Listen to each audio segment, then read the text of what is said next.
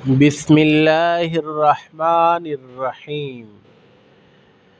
کیا آپ جانتے ہیں کہ کچھ ایسی جگہیں ہیں جہاں دعائیں زمین سے سیدھی عرش الہی تک جاتی ہیں؟ جی ہاں، وہ مقامات جہاں دعا مانگو تو رد نہیں ہوتی۔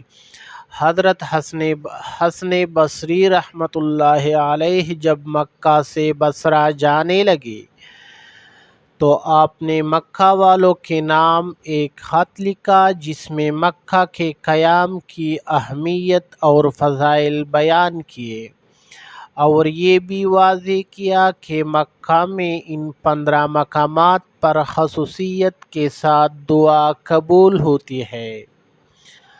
وہ مقامات درج ذیل ہے۔ نمبر 1، ملتزم، وہ دیوار جہاں دل لگتا ہے اور دعا قبول ہوتی ہے۔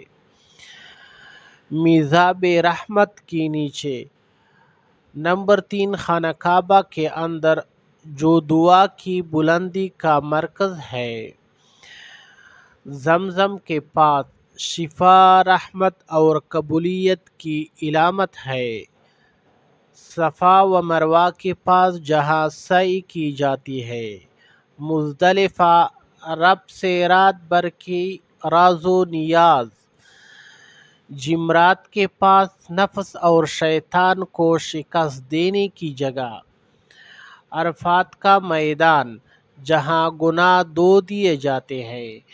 مینا میں اور مقام ابراہیم کے پیچھے۔ آخر میں صفا و مروہ پر۔